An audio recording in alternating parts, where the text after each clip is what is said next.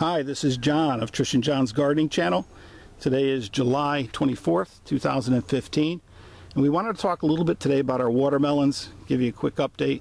We typically don't put watermelons in the garden. I don't grow them. I haven't had a lot of luck with them in past years, but we saw these at the garden center and decided, why not?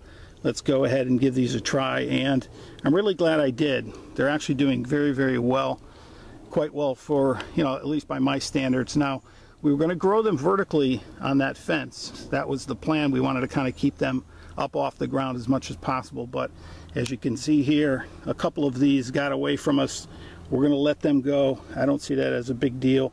This one's actually straddling our pepper plants, as well as this guy over here. He's going right between our peppers. We've got the Chinese 5-color peppers, and these happen to be mini bell peppers, and the ones over here are the Anaheims. But in any case, we've got the watermelons that's sending that runner, and we're going to go ahead and let that go. No problem. I don't think it's too intrusive, and it looks again, it looks pretty good. Now, we are getting watermelons already. You can see there in the shot. I've got to do a little weeding, but good size. That's actually probably about 2 inches in diameter.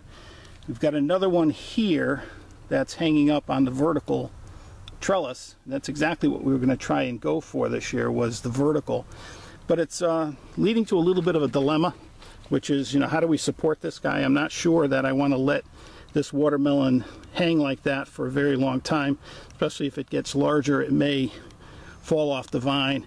Also, this isn't all that sturdy. This fence can support some weight. I want to try and distribute the weight of this watermelon, more than just on that one center vine there. So that's what we wanted to talk to you about today. I'm going to cut the shot, and then we're going to come back and I'm going to show you exactly what we're going to do to try and support that watermelon throughout its growth cycle.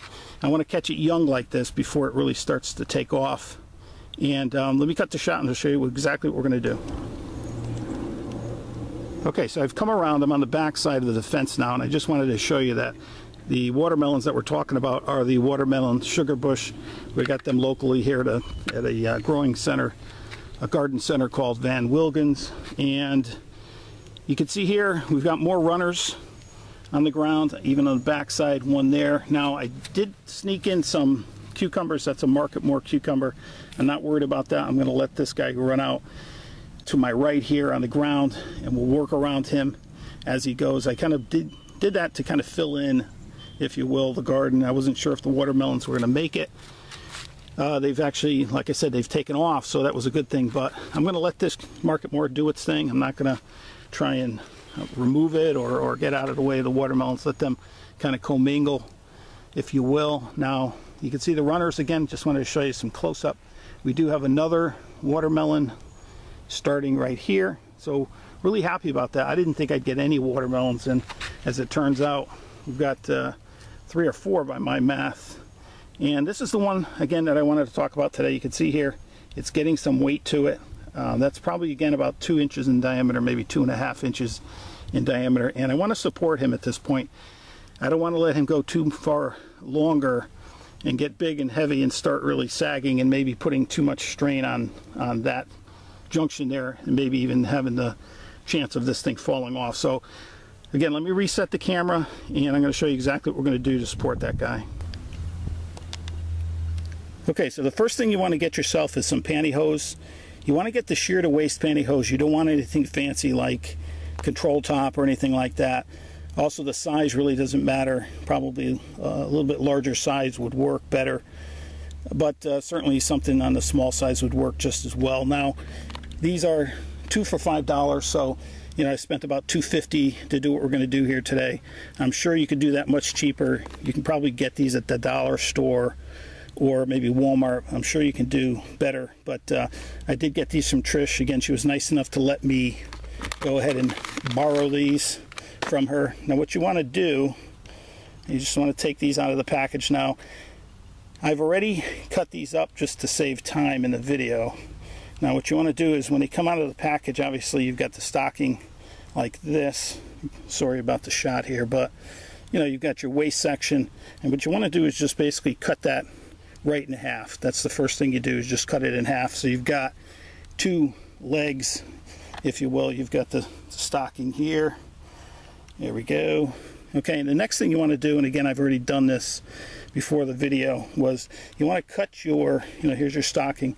You want to cut both sides of the stocking so that you create one long piece of, material. And basically what we're trying to do is create a sock or a hammock, if you will, to hang the watermelon in and support it. So, this is the toe section of the nylon. Now what we're going to go ahead and do, I'm going to have to cut the shot, but what we're going to do is we're going to come in here, oops, bear with me a second. What we're going to do is we're going to do just something just like that, and then we're going to tie up the nylon above it. So let me go ahead and cut the shot. I'll go ahead and do that, and I'll show you the final product in just a second.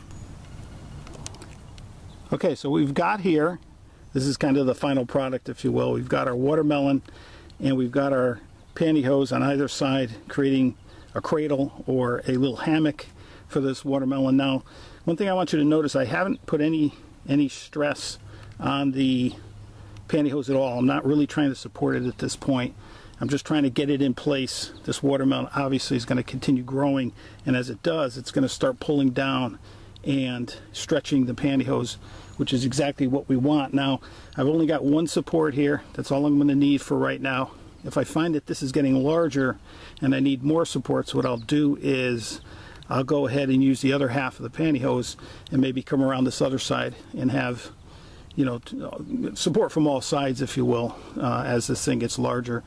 And so you've got that. Just wanted to show you, I'll back off here a little bit. All I did was I came up and I tried to separate, left and right as much as I can. I want to distribute the weight. I don't want to just come straight up and tie it off on the same point. I want to kind of have two separate points on this trellis to again balance the weight.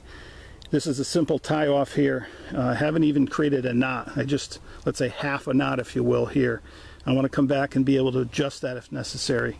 I did that there as well as here, and you can see looks kind of funny, but I think this is going to do the job. So if you're going to grow vertically like we're trying to do here, I think this is a really neat way to go ahead and support that and have a better way of keeping this thing on the vine and have less chance of it getting so heavy that it's going to compromise and maybe even snap the vine. That's my biggest concern. So we've got him, we've got this other one over here. So as soon as this guy gets about the same size, again about 2.5 inch diameter, maybe 2 inches in diameter, you'll see it'll start actually sagging a little bit. You'll see the vine start taking some of the weight. As soon as that happens, that's the time you want to go ahead and create your watermelon hammock. Certainly you could do this with other vining melons like cantaloupe and whatnot, but I think this is a neat way of going ahead and supporting this guy and ensuring that this guy is going to have the best chance at making it and staying on the vine. So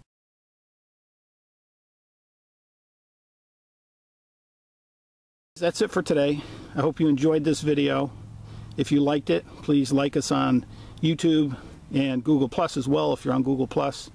But that's it for today. Beautiful day here in the garden, 80 degrees, sunny.